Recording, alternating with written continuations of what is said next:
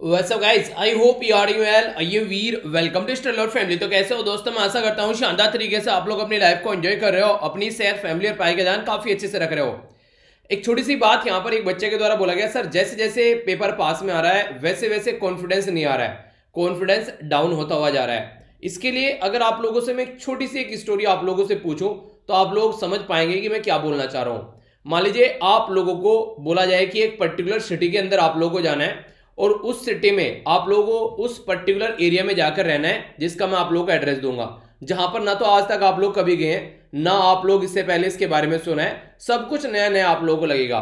तो आप लोगों को जब वहां पर जाने के लिए बोला जाएगा कि आप लोगों के अंदर कॉन्फिडेंस आएगा, आप लोग बोलेंगे यार पता नहीं कैसे लोग होंगे वहां पर जहां पर मुझे जाकर रहना है, कैसा एनवायरमेंट होगा, जो जो चीजें मुझे वहां पर रहने के लिए चाहिए पता नहीं यार वो चीजें वहां पर मिलेंगी भी या नहीं मिलेंगी। ठीक है, मतलब एक तरीके से आप लोगों के अंदर बहुत सारे कंफ्यूजन होंगे। क्यों? क्योंकि आप लोग उस चीजों के बारे में कुछ नहीं जानते हैं। एक साइड में वो चीज है, दूसरी साइड में मैं आप लोगों को बोलूं कि आप लोगों को एक ऐसे एरिया में जाकर रहना है जहां से आप लोगों ने ग्रेजुएशन की है। मान लीजिए आप लोग 3-4 साल तक वहां पर रहकर आए हैं, ठीक है, और आप लोगों को वहां पर जाकर रहना है, फिर वहां पर जाकर आप लोगों को जॉब करनी है। तो आप लोग तुरंत किसी न किसी के पास में फोन मिलाएंगे कि यार मैं रहने का जुगाड़ कर देना, मैं आ रहा हूं। कोई ना कोई आप लोग वहां पर जानने वाला होगा, क्योंकि 4-5 साल आप लोग वहां पर रहे तो आसपास वाले एरिया के भी आप लोग सबको जानते होंगे, तो आप लोगों के अंदर एक कॉन्फिडेंस आएगा। तो ये स्टोरी किस लिए सुनाई? ये स्टोरी इसलिए सुनाई कि जब आप लोगों की जो चीजें होती हैं आप लोगों को पता होता है उनके बारे में, तो आप लोगों के अंदर कॉन्फिडेंस आता है। जब आप लोगों के सामने अननोन कोई चीज आ जाती है ना, तो आप लोगों के अंदर का कॉन्फिडेंस डाउन हो जाता है। और ये जिंदगी में भी इंप्लीमेंट होती है हर जगह, ऐसे नहीं कि पढ़ाई में इंप्लीमेंट होती है। सेम पैटर्न अगर आप लोग पढ़ाई में देखेंगे, जिन चीजों को आप लोगों ने अच्छे से पढ़ रखा है, अच्छे से रिवीजन कर रखा है, आप लोगों को ये रहता है कि यार इसमें से आ जाएगा तो मतलब क्वेश्चन नहीं छोड़ेगा। ठीक है, कि हाँ करंट अफेयर का ये पोर्शन कर रखा है, पॉलिटी कर रखी है, अच्छा ये वाला ज्योग्राफी का पोर्शन कर रखा है, तो आसानी से मेरी चीजें यहां तक कवर हो जाएंगी। पर लेकिन जब भी कंडीशन ये बनेगी कि हाँ कोई नया पोर्शन आएगा, आप लोगों के अंदर कंफ्यूजन होना स्टार्ट हो जाएगा, यार ये क्या हो गया, इसके बारे में तो मुझे कुछ पता ही नहीं था। तो यार इसीलिए बोला जाता है कि रिवीजन करो। ठीक है, तो रिवीजन इसीलिए जितना पढ़ना है, जितना पढ़ा है वो जितना पढ़ा है पढ़ लिया, पर लेकिन जितना पढ़ा है उसको ढंग से अपना समेट लो कम से कम। ठीक है, ये ना हो कि सब कुछ पढ़ के चले गए और कुछ भी नहीं पढ़ा, तो वो नहीं होना चाहिए। आप लोग अगर कोई भी एग्जाम उठा के देखोगे तो आप लोग लगभग 60% भी अगर मार्क्स लेकर आ जाते हो तो आज की डेट में यूपीएससी में टॉप कर जाता है बंदा 60% मार्क्स पर। कोई नहीं बोला आप लोगों को 100% सिलेबस कवर करके जाना है आप लोगों को। ठीक है, आप लोग जितना करके जाओ कम से कम उतना सटीक करके जाओ ताकि यहां से कोई क्वेश्चन ना छूट जाए। ठीक है, तो वो चीजें कम से कम आप लोग करनी पड़ेगी। कुछ एरिया ऐसा आप लोगों को स्ट्रॉन्ग करना पड़ेगा कि यार कुछ भी हो जाए ये कम से कम मेरे हाथ से नहीं छूटना चाहिए। ठीक है, तो वो वाली चीजें आप लोग करनी पड़ेगी। और सब्जेक्ट वाइज पढ़ा करो यार उठा के। जैसे मान लीजिए पॉलिटी उठा लिया आप लोगों ने, ठीक है, तो कोशिश करो कि पॉलिटी जल्दी से जल्दी अपनी निपटा लो। ठीक है, एक दिन में कम से कम 2 सब्जेक्ट पढ़ो। अगर ज्यादा अच्छे से आप लोगों को और चीजें पकड़ में है तो 3 भी कर सकते हो, पर मिनिमम 2 सब्जेक्ट एक दिन में पढ़ो। ठीक है, तो 2 सब्जेक्ट को निपटा दो 10-15 दिनों के अंदर। तो उस तरीके से आप लोगों को लेकर चलना है। तो ये आप लोग अपने आप से डिसाइड कर लीजिए आप लोग कितना कितना किस टाइम पर पढ़ना है। ठीक है, कोई बोले कि आप लोग का टाइम टेबल बना के दे देगा तो ये चीजें पॉसिबल नहीं हो पाती है। ये चीजें आप लोग को अपने आप से ही डिसाइड करनी होती है।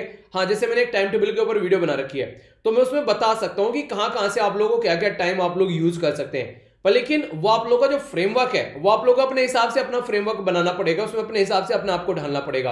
और कुछ भी कैसा भी टाइम टेबल शेड्यूल क्यों ना बनाए, एक रिक्वेस्ट है यहां पर छोटी सी, उसमें कम से कम मिनिमम आधे घंटे की फिजिकल एक्सरसाइज जरूर रखिए। ठीक है, उसमें आप लोग योगा रख सकते हैं, रनिंग रख सकते हैं, या फिर जो भी आप लोगों को सुटेबल लगता है वो चीजें उसमें रखिए, पर लेकिन एक फिजिकल एक्सरसाइज जरूर रखिए ताकि आप लोग प्रॉपर वे में अपनी हेल्थ को सही रख पाए। तो ये कुछ बेसिक चीजें हैं, अगर ये चीजें आप लोग प्रॉपर वे में फॉलो करके चल पाते हैं तो देखिए सारी चीजें आप लोग के हिसाब से आप लोग को चलती हुई नजर आएंगी।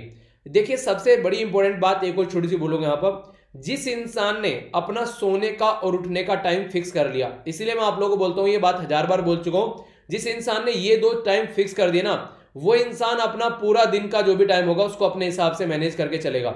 अगर ये 2 चीजें फिक्स नहीं है, कभी भी सो रहे हैं और कभी भी उठ रहे हैं, तो कभी भी आप लोग अपने आप को मैनेज नहीं कर पाओगे टाइम के हिसाब से। मैं आप लोग को लिख के दे रहा हूं, गारंटीड लिख के दे रहा हूं, जब तक ये 2 चीजें आप लोग फिक्स नहीं करोगे तब तक पॉसिबिलिटी ही नहीं है कि आप लोग अपना टाइम टेबल फॉलो कर पाओगे या फिर आप लोग अपने आप को मैनेज कर पाओगे। तो ये 2 चीजें फिक्स कर दिए और फिर देखिए सारी चीजें आराम आराम से आप लोगों के हिसाब से चलनी स्टार्ट हो जाएंगी। ठीक है, तो ये छोटी सी बात थी जो मुझे आप लोगों के साथ में शेयर करनी थी। बाकी अगस्त महीने की रिवीजन की वीडियो आप लोग की आ चुकी है। नेक्स्ट जो वीक होगा कोशिश तो ये करूंगा कि अक्टूबर और जो सितंबर है दोनों की कंबाइन कर लेकर आ जाऊं। अगर टाइम इतना नहीं लग पाया तो कम से कम 1 महीने की तो देखिए कंटिन्यूअस आएगी। कई बच्चे बोल रहे हैं सर अगस्त की कैसे आ गई, यानी तो अक्टूबर की थी। देखो मैंने बोला था कि मैं सोच रहा था कि लगभग 2 या 3 महीने की लेकर आ जाऊं, तो सबसे पहले मैंने अगस्त की भी वीडियो बना ली, ठीक है। तो फिर उसके बाद में टाइम मिला ही नहीं इतना कि और लगा पाए, थोड़ी सी लग पाई अगले महीने की, तो इसकी वजह से मैं फिर अगस्त की रिकॉर्ड कर दी, ठीक है। तो आराम आराम से कोशिश करूंगा कि बोला है आप लोगों को कि आप लोगों के कम से कम ईपीएफओ के एग्जाम से पहले आप लोगों के पास में कम से कम 1 साल तक का करंट अफेयर मिनिमम आप लोगों के सामने होगा, ठीक है। तो ये कोशिश करूंगा, तो जितना हो पाएगा उतना तो जरूर कोशिश करूंगा मैं, ठीक है। तो इस चीज को आप लोग देखिएगा, कोशिश जितना हो पाएगा उतना जरूर करूंगा। यही है कि अलग अगर देखा जाए, कम से कम आप लोग भी इतना अपने आप से करते रहिए जितना आप लोग मतलब जितना करा रखा है, ठीक है। पीडीएफ आप लोग के पास में सारी है, तो रिवीजन भी आप लोग थोड़ा करते रहिए, ओके। तो ये कुछ बातें हैं। देखिए हालांकि टाइम ज्यादा बचा नहीं है अभी, ठीक है। अभी जो हो गई है 11 तारीख हो गई है, 9 तारीख को आप लोगों का पेपर है, तो ज्यादा टाइम है नहीं है, तो 2-3 ही हफ्ते हैं। तो देखता हूं कितना करंट अफेयर इसमें कवर करा पाता हूं। वैसे अभी आप लोगों का मार्च का हो चुका है, ठीक है। उससे पहले आप लोगों के पास में जब तक आप लोगों का पेपर होगा, जैसे कि अभी उससे पहले आप लोग का अप्रैल का भी आ जाएगा, तो जैसे अप्रैल हो गया, मार्च हो गया, फरवरी हो गया, जनवरी हो गया, दिसंबर हो गया, नवंबर हो गया, ठीक है। अभी आप लोग का अगस्त हो गया, तो 7 महीने के तो आप लोग का यही हो जाएगा, ठीक है। 7 महीने का हो जाएगा। बाकी थोड़ा सा आप लोग भी करने की कोशिश कीजिए जितना आप लोग कर सकते हैं अपने आप से। बाकी का इसके अलावा 2-3 महीने का और कवर करा दूंगा मैं आप लोगों का, ठीक है। तो ये मोटा मोटा 1 साल तक का लगभग करंट अफेयर आप लोग कवर हो जाएगा। तो इसके चलते आप लोग अगर इसको भी ढंग से करके चले जाते हैं तो बहुत सारी चीजें आप लोगों की पकड़ में आएगी, ठीक है। कम से कम देखिए, हाँ ईपीएफओ के लिए नहीं, ईपीएफओ के लिए हाँ मतलब ईपीएफओ के हिसाब से अगर मैं आप लोगों से बोलूं तो लगभग 11 महीने का 10-11 महीने तक का हिसाब बैठ पाता है, क्योंकि वीक के हिसाब से अगर मैं काउंट करके चल रहा हूं, अगर टाइम लग जाता है तो कवर भी हो जाएगा। पर हाँ प्रीलिम से पहले तो पूरा 1 साल का आप लोग का पक्का हो जाएगा। प्रीलिम से पहले आप लोगों का पूरा 1 साल तक का करंट अफेयर जो है वो पक्का हो जाएगा, यूपीएससी के प्रीलिम से पहले। ईपीएफओ के पहले से भी 10 या 11 महीने का हो जाना चाहिए, जिस तरीके से मेरे पास में टाइम है यार। जितना टाइम है उतना देने की कोशिश कर रहा हूं अपनी साइड से, तो उसको थोड़ा सा आप लोग एंजॉय करते रहिए। कई सारे बच्चे बोल रहे हैं कि सर 1 महीने में 2-2, 3-3 महीने का करा दो, पर लेकिन यार ये पीपीटी जो सेट करनी पड़ती है ना, उसमें बहुत टाइम लग जाता है, ठीक है। वो चीजें मुझे ही करनी पड़ती है सारी चीजें, तो इसीलिए फिर वो अपने हिसाब से उनको चूज करना पड़ता है। तो एक तरीके से वो नहीं कि इंपॉर्टेंट डेटा क्या क्या करना है, ठीक है। अब किसी को बोल दूं पता चला कैसी न्यूज लगा रहा है, तो मैं अपने हिसाब से चूज करके न्यूज लगाता हूं, तो ये भी कुछ बात होती है। तो इसलिए सारी चीजें, बहुत सारी चीजें ऐसी होती हैं, तो आप लोग थोड़ा सा पेशेंस रखिए, चीजें प्रॉपर वे में होती रहेंगी, टेंशन लेने की जरूरत नहीं है, ठीक है। तो ये कुछ बातें थी। ये 2 वीडियो आती है रेगुलर, आप लोग इनको देखते रहिए, इनका भी रिवीजन कर रहे हैं, तो बहुत कुछ आप लोग अपने हिसाब से कर पाएंगे। ये 2 चीजें तो यार ऐसी हैं, अगर ये आप लोग प्रॉपर वे में अगर इनको अपने आप से पढ़ लेना और रिवीजन कर ले रहे हैं, आप लोगों को जो ये वीडियो में दे रहा हूं ना, इन वीडियो की जरूरत भी नहीं पड़ेगी अगर आप लोग इन वीडियो को फॉलो करके प्रॉपर वे में चल रहे हैं, ठीक है। लेकिन वो ये कि आप लोग कई सारे बच्चों के द्वारा रिक्वेस्ट की गई, वरना मैं सोच रहा था कि 1 जनवरी से स्टार्ट कर देता हूं आगे का करना। फिर बहुत सारे मेल आ गए कि सर पीछे का भी करवा दो, कि कुछ इस तरीके से ओवरव्यू सा हो जाएगा एक, तो तब मैंने उसको स्टार्ट किया, वरना पीछे का इतना बैकग्राउंड में जाने का मेरा कोई पर्पस था नहीं। पर लेकिन मैंने कहा चलो जितना हो पाता उतना करा देता हूं फिर, क्योंकि बहुत सारे बच्चे कुछ ऐसे भी जिन्होंने आज तक करंट अफेयर उठाकर भी नहीं देखा है, ठीक है। वो एग्जाम की तैयारी कर रहे हैं, कुछ ऐसे भी हैं जॉब करने वाले हैं, ठीक है। कुछ ऐसी लड़कियां हैं जो हाउस वाइफ भी हैं, तो बहुत सारे यार ऐसे मेल आए। फिर आप लोगों को पता है कि आप लोग कई बार इमोशनल कर देते हो, गलत फायदा उठाते हो आप लोग मेरे इमोशनलिटी का, ठीक है। चलिए कोई नहीं, एंजॉय कीजिए। इंपॉर्टेंट डे है, यहाँ पर बात की जा रही है नेशनल सेफ मदरहुड डे के बारे में, ठीक है। तो 11 अप्रैल को ये सेलिब्रेट किया जाता है, तो ये डे याद रखिएगा। अवेयरनेस फैलाता है बेसिकली जो वुमेन, स्पेशली जो मदर है, ठीक है। तो मदर जो होती है एक तरीके से आप लोग देखते हैं कि उनकी जो एक तरीके से अगर मदर को आप लोग देखिए, कोई भी मदर है, ठीक है। अगर मान लीजिए आप लोगों की कोई सिस्टर है वो मदर बन रही है, कोई फ्रेंड है वो मदर बन रही है, वाइफ है वो मदर बन रही है, ठीक है। तो उसके बारे में याद रखिए।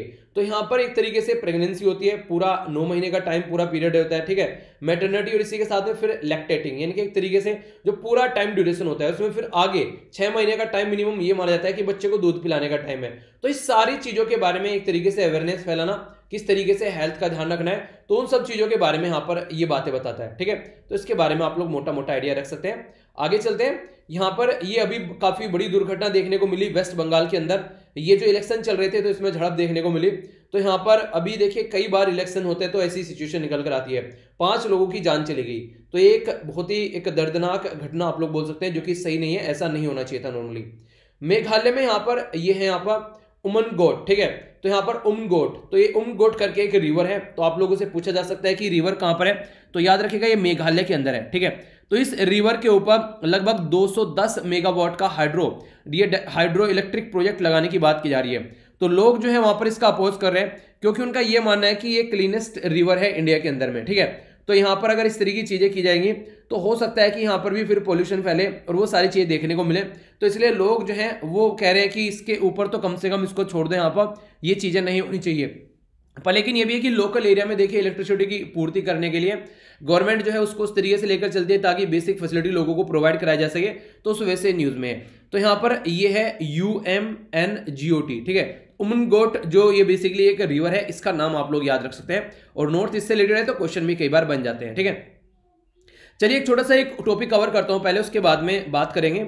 ये कई सारे बच्चे पूछ भी रहे थे कि सर इंडिया और यूएसए के बीच में भी ये क्या चल रहा है, कि बोला गया कि यूएसए जो है इंडिया के एक्सक्लूसिव इकोनॉमिक जोन के अंदर आकर घुस गया, तो ये पूरा माहौल क्या बना हुआ है। तो इसको समझने के लिए आप लोग पहले अपनी कंट्री का एक बार मैप देखिएगा, फिर आप लोग चीजों को अच्छे से अंडरस्टैंड कर पाएंगे कि क्या क्या सिचुएशन है और क्या क्या कहां पर क्या चल रहा है। देखिए आप लोगों ने ये एक बार देखी पहले, यहां पर अगर आप लोगों से कोई पूछे कि यहां पर एक्सक्लूसिव इकोनॉमिक जोन क्या होता है, कितना होता है यहां पर ये, तो ये पर्टिकुलर एरिया आप लोग यहां पर देखते हैं, ये बोलते हैं एक्सक्लूसिव इकोनॉमिक जोन।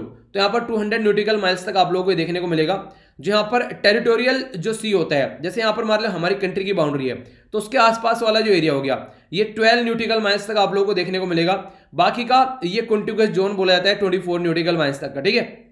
तो ये टोटल जो एरिया है यहाँ पर ये होता है, ये बेसिकली 200 जो न्यूटिकल माइल्स वाला एरिया होता है। अगर कोई पर्टिकुलर कंट्री का कोई भी शिप वगैरह यहाँ पर आ रहा है तो उसको नॉर्मल तरीके से अगर होकर गुजरना है तो कोई दिक्कत नहीं है। पर लेकिन अगर वो कोई भी ऐसा है, जैसे आर्मी का शिप हो गया उनकी, तो कोई ऐसा शिप है जिसमें हथियार बंद चीजें रखी हुई हैं, तो उनको हमसे परमिशन लेनी पड़ेगी हमारे इस एरिया में एंट्री करने के लिए। पर लेकिन हुआ क्या, ऐसा हुआ नहीं।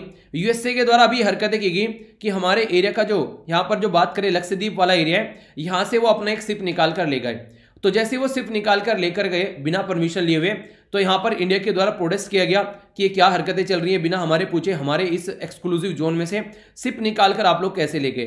तो इसके चलते यहां पर कई सारी बातें सामने निकल कर आई, और खासकर उस कंट्री के साथ में जिसके साथ में मिलकर यूएसए काफी अच्छे से काम कर रहे हैं। जैसे क्वाड ग्रुप के बारे में आप लोग कितनी बार बताया कि यूएसए जो है चाइना को टैकल करने के लिए इंडिया के साथ मिलकर जापान, ऑस्ट्रेलिया और जो यूएसए है सारे क्वाड ग्रुप का मेंबर बने हुए हैं। तो अपने ही इस तरीके से दोस्त के साथ में ऐसी हरकतें क्यों कर रहे हैं। तो यहां पर अगर आप लोग इसके बैकग्राउंड में जाएंगे तो जो एक पर्टिकुलर यूएन का रूल है जिसको बोलते हैं यूएन क्लोज, ठीक है, इसको बोलते हैं United Nation on law of the seas, ठीक है। तो ये जो यूएन क्लोज है यहां पर, ये बेसिकली ये एक ऐसा क्लोज है जिसमें ये बताता है कि ऑल ओवर वर्ल्ड में कौन कौन सी कंट्री के एक्सक्लूसिव इकोनॉमिक जोन कितने हैं। तो ये यहां पर इंडिया का हो गया, ठीक है। इसी तरीके से हर एक कंट्री के एक्सक्लूसिव इकोनॉमिक जोन आप लोगों को देखने को मिलेंगे। तो इस तरीके से सी को डिवाइड कर रखा है, ठीक है। पर लेकिन ऐसा है यहां पर, ये जो यूएसए है ये यहां पर इसका सिग्नेटरी नहीं है यूएन क्लोज का। तो इसलिए यूएसए जो है, अगर कोई भी कंट्री कहता है कि ये मेरा एक्सक्लूसिव इकोनॉमिक जोन है, तो यूएसए आता है और वहां को जाकर निकल कर चलाता है, ये दिखाता है कि मैं तुम्हारे एक्सक्लूसिव इकोनॉमिक जोन में से जाऊंगा क्योंकि मैं इस रूल को मानता ही नहीं हूं, ठीक है। अब तुमको कर लो क्या कर रहे हैं, ठीक है। तो नहीं होता कोई कई सारे जो बदतमीज हरामी टाइप के जो बच्चे होते हैं, वो दूसरे के बैग में से किताब निकाल ली, कुछ ऐसी ऐसी हरकतें करते रहते हैं। दूसरे की सीट पे बैग रखा था, उठा के फेंक दिया कि नहीं मैं बैठूंगा, तुमको जो करना है कर लो। तो ये वो वाली हरकतें यूएसए कर रहा है। वो बच्चा ये वाली हरकतें तब तक कर सकता है जब तक उसको ये लगता है कि तेरे से ज्यादा ताकतवर घर यहां पर इस क्लास में कोई नहीं है, ठीक है। फिजिकली भी या फिर पैसे के मामले में पता चला वो उस एरिया में कुछ एरिया में पता चला कोई मेंबर ऑफ पार्लियामेंट है, उसका बेटा है, ठीक है, एमपी का बेटा है, तो इसलिए ऐसी हरकतें कर रहा है। तो उस टाइम पर उसकी वो चीजें समझ में आती है, ठीक है, कि हाँ भैया वो मेंबर ऑफ पार्लियामेंट का बेटा ऐसी हरकतें कर रहा है। अब ये सोचकर चलिए आप लोग, कल को उसका बाप जो है वो मेंबर ऑफ पार्लियामेंट जो है वो करप्शन के केस में या तो वो जेल में चला गया या फिर उसके पास में खुद का जो मेंबर ऑफ पार्लियामेंट की जो पोस्ट थी वो हट गई, अब वो हार गया इलेक्शन में। आप लोग ये मानिए वो इलेक्शन में ही हार गया, चलिए ठीक है। अब वो एक नॉर्मल इंसान बन चुका है और उसके ऊपर अगर केस भी लग जाए ऊपर से तो वो जेल में चला गया। अब उसका बेटा अगर कुछ ऐसी हरकतें करेगा तो उस स्कूल का चपड़ासी का बेटा भी उसके बेटे को पीटेगा कि तुम्हारी हिम्मत कैसे हो गई इसको इस तरीके से करने की। क्यों? क्योंकि उसका बाप जो है वो जेल में पड़ा हुआ है। तो यही कंडीशन आज के डेट में यूएसए की है। एक साइड में यूएसए ऐसे था जो ग्लोबल पुलिसिंग का काम करता था, यानी कि वर्ल्ड में सबसे ज्यादा ताकतवर, खासकर जब कोल्ड वॉर के बाद में बात करें तो यूएसए की कंडीशन ये बन गई थी कि यूएसए के अगर यूं कहते कि यूएसए को अगर छींक आ गई तो पूरी दुनिया को जुकाम हो जाता था। तो वो पावर थी यूएसए की उस टाइम पर लेकिन उस टाइम पर यूएसए हरकतें करता था, समझ में आता था। और उस टाइम पर यूएसए किसी को भी जाकर कुछ भी बोलते था, समझ में आता था। यूएन सैंक्शन लगा रहा है तो समझ में आता है, यूएसए अलग से सैंक्शन लगाता था, समझ में आता था। पर लेकिन आज की डेट में भी यूएसए ये पैटर्न फॉलो करता हुआ चला हुआ आ रहा है, तो ये कुछ चीजें समझ में नहीं आती है, ठीक है। क्योंकि आज की डेट में यूएसए वो सुपर पावर नहीं रहा है। आज के डेट में यूएसए को छोटी छोटी कंट्री तक, नॉर्थ कोरिया तक बोल देते हैं कि ज्यादा चिल्लाना मत वरना बम फेंक देंगे तेरे ऊपर, ठीक है। चाइना देख लो, प्रॉपर में आके बैठ गया, बोल रहा है कि जो तुमको करना है करके दिखाओ, मैं कुछ नहीं करूंगा, ठीक है। इसी के साथ में जापान हो गया, साउथ कोरिया हो गया, बड़ी बड़ी कंट्री है आज के टाइम में, फ्रांस हो गया, जर्मनी हो गया, जो कि कहीं ना कहीं डोनाल्ड ट्रंप को पकड़कर बैठ गए थे G7 की मीटिंग में। ये इनको जिसको जो चिल्ला रहे हैं कि हाँ हम लोग ग्लोबल पुलिसिंग है, तो आज की डेट में यूएसए डिक्लाइनिंग पावर की कैटेगरी में आता है, ठीक है। तो इस टाइम पर अगर यूएसए ही ऐसी हरकतें कर रहा है तो यहां पर जिस कंट्री के साथ में इसके अच्छे रिलेशन है वो भी बिगड़ सकते हैं।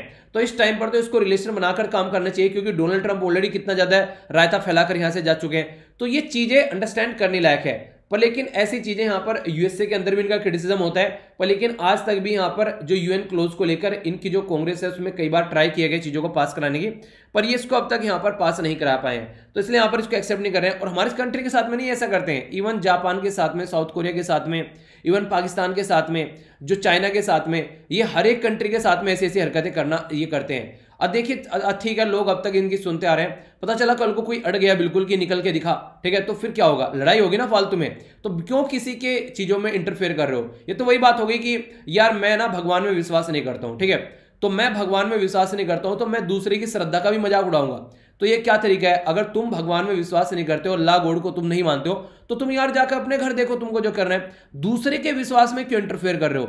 तो ये सारी चीजें आप लोग यहां पर बोल सकते हैं। तो यूएसए ऐसी हरकतें, कैजुअल एक्सरसाइज इसकी जो चलती रहती है, ये टाइम टू टाइम ऐसी हरकतें करता रहता है, और ऑल ओवर वर्ल्ड में जहां पर भी जो बोलता है मेरा एक्सक्लूसिव इकोनॉमिक जोन है, ये जाकर उसके बाहर से, उसके आसपास से निकलकर ये दिखाता है कि ये तेरा एक्सक्लूसिव इकोनॉमिक जोन में निकल गया, तुझे जो करना है कर ले।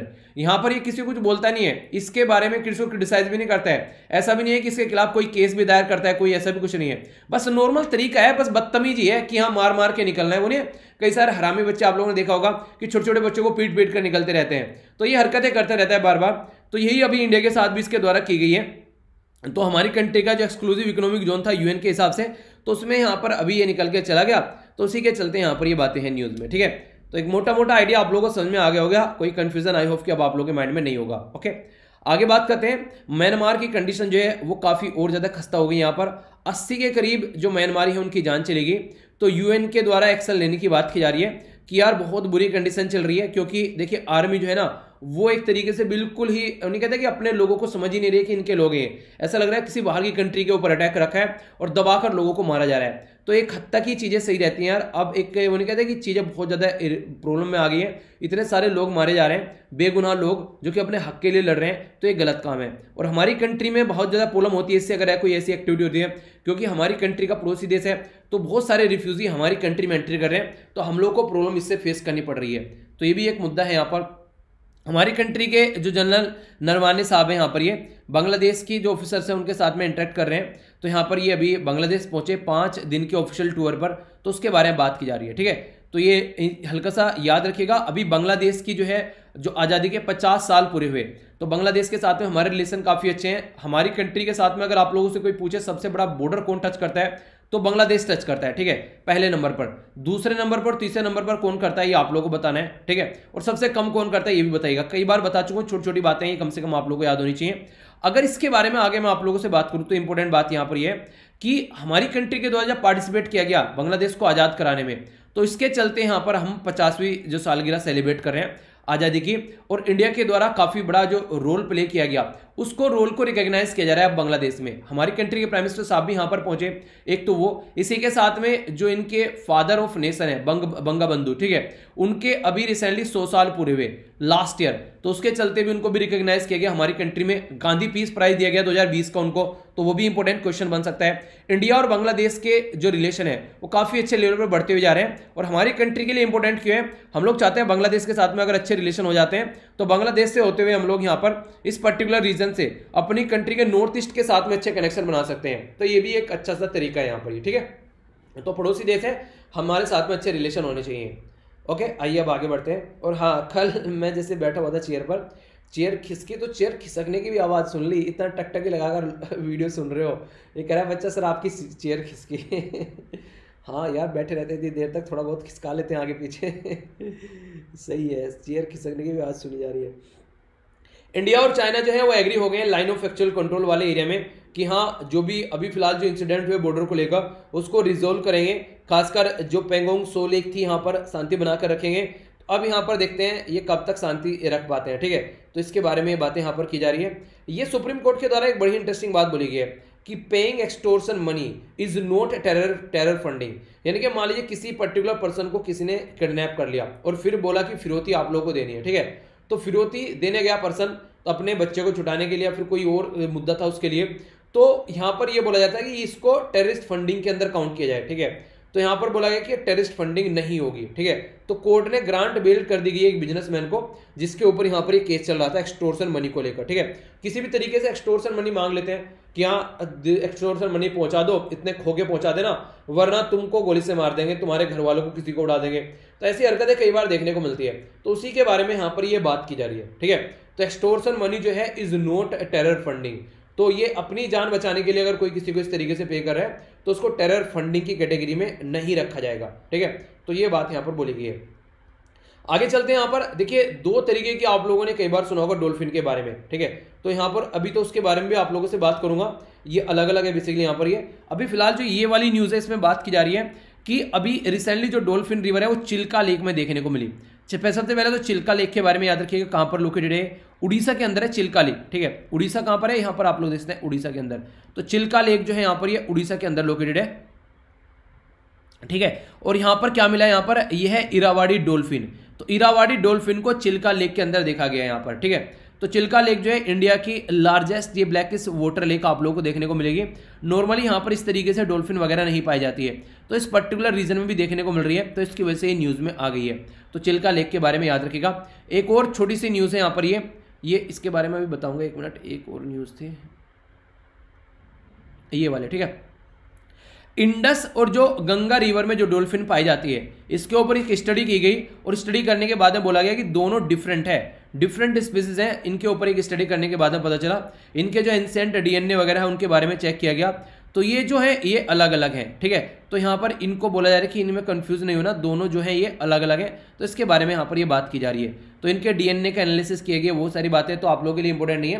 क्वेश्चन ये पूछा जा सकता है कि डॉल्फिन जो है वो इंडस रिवर और गंगा रिवर में दोनों जगह डॉल्फिन पाई जाती है, ठीक है। तो ये आप लोग इसके बारे में मोटा मोटा आइडिया रख सकते हैं। बाकी जो साइड में न्यूज़ है, देखिए बहुत सारे ऐसे एडवर्टीजमेंट आज के डेट में आ रहे हैं। फेक न्यूज़ तो इतनी हो गई है, लोगों को पता चला है कि ज़्यादा पढ़े लिखे लोग आज के डेट में, मतलब एक तरीके से ऐसे नहीं कि बहुत सारे ऐसे लोग हैं जो ज़्यादा मोबाइल के बारे में भी नहीं जानते हैं, तो वो भी आज के डेट में मोबाइल को यूज़ कर रहे हैं। तो इसके चलते अगर किसी को फॉर्म वगैरह तक भी फिल करवाना है किसी कुछ भी इस तरीके से, तो झूठी वेबसाइट इतनी आ गई हैं, आप लोगों को दिखा देंगे कि ये फॉर्म निकला हुआ है और ये फॉर्म भर लो, उसका लिंक प्रोवाइड कराएंगे। जैसे मान लो यूपीएससी का फॉर्म आप लोगों को भरना है, तो वेबसाइट ऐसी बनाएंगे कि जरा सा डिफरेंस रहेगा, जैसे upsc.co.in या फिर उसमें $n लगा देंगे, मतलब कुछ भी इस तरीके से कि आप लोगों को लगे यार ये तो यूपीएससी का ही है, पूरा फर्मा ऐसा ही रहेगा, फॉर्म निकला हुआ है। तो वहां से दुनिया भर के लाखों लोग फॉर्म भरेंगे, मान लीजिए एक फॉर्म के उन्होंने मान लीजिए 500 रुपए लिए, ठीक है। तो आप लोग सोच के चलिए कि कितने पैसे वो कमा के चले गए। तो इस तरीके से हरकतें देखने को मिल रही है आज के टाइम बहुत ज़्यादा लार्ज स्केल पर। तो ये सारी चीज़ें आप लोगों को थोड़ा सा अवेयर इसके बारे में रहना पड़ेगा। कोई भी फॉर्म नोटिफिकेशन देखना है तो ऑफिशियल वेबसाइट से ही जाकर देखना है, वरना फालतू में आप लोग अपने पैसे फंसाओगे। और पैसे के साथ साथ में आप लोग की पर्सनल इन्फॉर्मेशन, जैसे मान लीजिए आधार कार्ड हो गया, मोबाइल नंबर हो गया, आप लोग का एड्रेस पता सब कुछ वहां पर पहुंच जाता है। तो ये सारी चीज़ें आप लोग थोड़ा सा सतर्क होकर देखेगा, वरना दिक्कतें झेलनी पड़ सकती है। नेक्स्ट यहाँ पर एक और इंपॉर्टेंट बात है, ये आप लोगों के लिए अवेयरनेस की न्यूज़ है। अगर आज की डेट में फेसबुक, व्हाट्सएप कहीं पर भी कुछ भी पोस्ट करते हैं तो एक बार सोच लेना, वरना खामियाजा भुगतना पड़ सकता है। अभी यहाँ पर एक जर्नलिस्ट है एसआर के, इनको अभी यहाँ पर एक तरीके से हत्या लिया गया है। ये है हमारी कंट्री में इंफॉर्मेशन टेक्नोलॉजी अमेंडमेंट एक्ट 2008 का। तो इसके हिसाब से कुछ भी ऐसा अगर आप लोग पोस्ट करते हैं जिससे कम्युनल जो हार्मनी बिगड़ती है, यानी कि एक तरीके से सोसाइटी में उसकी वजह से कुछ दिक्कत होती है, तो यहाँ पर फिर आप लोग को उसका खामियाजा भुगतना पड़ेगा। तो ये चीज़ें हैं यहाँ पर, ये ठीक है। तो कहने का मतलब ये है कि कुछ भी अगर आज के डेट में आप लोग को ऑनलाइन इस तरीके से कुछ भी चीज़ें पोस्ट करनी है पब्लिक प्लेटफॉर्म पर इस तरीके से, तो आप लोग थोड़ा सा ध्यान रखिएगा, ठीक है। कोई भी ऐसी चीज़ें शेयर मत करना जिससे कि आप लोग पता चले आप इस चीज़ें के दायरे में आ गए हैं, क्योंकि ये सारी चीज़ें आज के डेट में चेक की जा रही हैं। खासकर हमारी कंट्री में कई सारे ऐसे रूल आ चुके हैं, तो इसके बारे में आप लोग आइडिया रख सकते हैं। ये मुंबई का एक नज़ारा है यहाँ पर जो आप लोगों को देखने को मिल रहा है, छत्रपति शिवाजी जो टर्मिनस है मुंबई के अंदर में। तो यहाँ पर लॉकडाउन की वजह से ही ऐसा माहौल आप लोगों को देखने को मिल रहा है। तो ध्यान रखिए अपना, क्योंकि केसेस जो है वो इतने लार्ज स्केल पर सामने निकल कर आ रहे हैं जिसके बारे में कुछ बोला नहीं जा सकता। देख सकते हैं आप लोग 1.5 लाख क्रॉस कर गए फर्स्ट टाइम कंट्री में जब से कोरोना वायरस स्टार्ट हुआ है। तो यहाँ से आप लोग थोड़ा सा इसका ध्यान रखिए, क्योंकि ये काफ़ी लार्ज स्केल पर ये प्रॉब्लम देखने को मिल रही है। ठीक है, वैक्सीन के बारे में अगर बात करें, यहाँ पर वैक्सीन क्रॉस 10 करोड़ वैक्सीन भी सही चल रही है। ठीक है, तो ये एक पॉजिटिव बात आप लोग बोल सकते हैं, यानी कि दवाइयाँ भी प्रोवाइड कराई जा रही है। तो जिसके भी एरिया में दवाइयों का नंबर आ रहा है, कई सारे देखिए गांव में भी अगर आप लोग रहते हैं तो अनाउंसमेंट किए जा रहे हैं कि हाँ अपना दवाई वगैरह लगा लो, इस एज से इस एज ग्रुप के लोग, तो वो सारी चीज़ें फैसिलिटी प्रोवाइड कराई जा रही है। पर लेकिन एक और बात ऐसा भी ध्यान रखना थोड़ा सा, अभी हम लोगों ने सुना था कि रेबीज की दवाई दे दी गई थी यहाँ पर। ठीक है, उत्तर प्रदेश में शामली डिस्ट्रिक्ट में 3 महिलाओं को। तो ये भी थोड़ी सी चीज़ें हैं जिनके बारे में आप लोग ध्यान रखिएगा। तो ये ऐसी भी कंडीशन आप लोगों को यहाँ पर थोड़ा सा प्रॉब्लम देखने को मिल सकती है, तो यहाँ पर इनसे भी थोड़ा सा होने की सही जगह चेक कराकर ही आप लोगों को दवाइयाँ लेनी है। ठीक है, आगे बात करते हैं। यहाँ पर ये बात की जा रही है दिल्ली गवर्नमेंट के द्वारा स्ट्रिक्ट जो रिस्ट्रिक्शन लगाने की बात की जा रही है, 2 चीज़ों को छोड़कर, अगर किसी की शादी है और अगर किसी का डेथ हो रहा है, वहाँ पर उसको छोड़कर और कहीं पर भी लोग जो है वो ज़्यादा भीड़ भाव में इकट्ठे नहीं मिलेंगे। तो ये रिस्ट्रिक्शन लगाने की बात की जा रही है दिल्ली गवर्नमेंट के द्वारा। ठीक है, ताकि कोविड-19 के केसेस जो बढ़ रहे हैं उसको रोका जा सके, तो उसके चलते ये सिचुएशन अभी देखने को मिल रही है। नेक्स्ट यहाँ पर बात की जा रही है, आसामीज जो मुस्लिम है वो प्लान कर रहे हैं कि मिनी एनआरसी निकाल कर लेकर आ जाए। तो नेशनल रजिस्टर ऑफ सिटीजन इनके द्वारा, इनका बेसिकली मानना यह है, कुछ तो लोग ऐसे हैं, देखिए अगर हमारी कंट्री में आसामीज यानी कि आसाम के अंदर रहने वाले जो मुस्लिम कम्युनिटी है, तो उनकी बात की जा रही है। दूसरा, बांग्लादेश से जो मुस्लिम कम्युनिटी आ रहे हैं उनकी बात की जा रही है। तो ये अपने से उनको सेपरेट करना चाहते हैं, क्योंकि वो काफ़ी लार्ज स्केल पर 1971 के टाइम पर दुनिया भर के बांग्लादेशी हमारी कंट्री में आए, बहुत सारे आज के दिन में वहीं पर ही रह गए हैं, जिसकी वजह से आसाम के जो लोग हैं वो फ्रस्ट्रेट रहते हैं कि हमारे एरिया में आकर, हमारे ही एरिया में खाकर, हमारे ही एरिया में हमारी ही जॉब छिन रहे हैं। तो उसके चलते लोकल एरिया में कई बार ऐसी चीज़ें देखने को मिलती हैं। ठीक है, तो उसी के चलते यहाँ पर ये एक मिनी एनआरसी लेकर आ रहे हैं। और यहाँ पर ये पिक्चर जो आप लोगों को दिख रही है, इसमें ये है बेसिकली स्पोर्ट कॉम्प्लेक्स है बेंगलुरु में, जिसको यहाँ पर अभी कोविड-19 केयर सेंटर में कन्वर्ट कर दिया गया है। ठीक है, तो ये है इसके बारे में एक हल्की सी न्यूज़ जो आप लोग देखते हैं यहाँ पर। बाकी एक इंपॉर्टेंट न्यूज़ है, यहाँ पर बात की जा रही है ईरान न्यूक्लियर डील के बारे में। तो इस यहाँ पर ये कंफर्म कर दिया गया यूएसए के द्वारा कि वेरी सीरियस जो बेसिकली आइडिया है कि एक तरीके से जो यहाँ पर अभी ईरान के और यूएसए के बीच में जो टाई चल रही है उसको लेकर कई सारी बातें की जा रही हैं। देखिए, ईरान न्यूक्लियर डील जो है ना, ये साइन की गई थी प्रेसिडेंट बराक ओबामा साहब के द्वारा। डोनाल्ड ट्रंप साहब बाहर निकल गए, अब फिर बोला गया कि जो अभी फिलहाल जो बाइडेन साहब हैं वो ईरान न्यूक्लियर डील में एंट्री करेंगे। पर लेकिन ऐसा माहौल कंट्री के अंदर भी देखने को मिल नहीं रहा, क्योंकि कई सारे ऐसे मुद्दे आप लोगों को देखने को मिलेंगे कि बोला तो जा रहा है कि इस तरीके से हम लोग ईरान न्यूक्लियर डील में एंट्री करेंगे, पर बार बार एक ही बात निकल कर आ रही है कि ये जो एंट्री करेंगे ये किस तरीके से एक बेसिकली एक माहौल बनाकर चलेंगे। ईरान कह रहा है पहले मेरे ऊपर सैंक्शन हटाओ, ये कह रहे हैं पहले जो हरकतें कर रहे हो आप लोग वो बंद करो। उधर से चाइना के साथ में ईरान की डील काफ़ी अच्छी हो चुकी है, लगभग 25 साल तक आराम से इंजॉय करेगा चाइना ईरान का ऑयल। तो ईरान ऑलरेडी यहाँ पर चाइना के हाथों अपने आप को गिरवी रख चुका है। तो इस तरीके से क्या माहौल आगे चलने वाला है, आगे एशिया के अंदर किस तरीके से सिचुएशन बनने वाली है, तो एक ह्यूज इंपैक्ट यहाँ पर पड़ने वाला है ये ईरान न्यूक्लियर डील का। ईरान न्यूक्लियर डील जो है वो कोई एक आसान चीज़ नहीं है जिसको अगर आप लोग बोले कि हाँ बस हाँ ठीक है ऐसी चीज़ें चल रही हैं। ठीक है, तो बहुत कुछ आप लोग को आने वाले टाइम में यहाँ पर चेंज नजर आएगा इसके अंदर में। तो देखते हैं आगे कैसे ईरान न्यूक्लियर डील को बढ़ा पाते हैं, आगे यहाँ पर किस तरीके से चीज़ें इस पर्टिकुलर एरिया में शांति रख पाते हैं। कई सारे ऐसे मुद्दे हैं। ये न्यूज़ काफ़ी इंटरेस्टिंग लगी मुझे। चाइना के अंदर अगर बात करिए आज के डेट में, अगर कोई भी गवर्नमेंट के खिलाफ अगर एक बार उन्हें कहते हैं कि ची भी कर दे, अगर आवाज़ भी निकाल दे थोड़ी सी, तो फिर उसका ये हाल होता है जैसे यहाँ पर अलीबाबा का किया जा रहा है। अलीबाबा जैक मा की कंपनी है यहाँ पर, ये इसके ऊपर 2.8 बिलियन का फाइन लगा दिया गया है। इनके द्वारा कुछ शब्द बोले गए थे गवर्नमेंट के खिलाफ में कि हाँ गवर्नमेंट को ऐसा करना चाहिए वैसा करना चाहिए, पर लेकिन सी जिनपिंग जो है पहले तो इनको काफ़ी लंबे समय से मार्केट से ही गायब रहे। अब यहाँ पर बोला जा रहा है रेगुलेटर के द्वारा, ये बोला गया है ई कॉमर्स रेगुलेटर के द्वारा कि इनके द्वारा यहाँ पर मिसयूज किया गया है। मिसयूज किसका?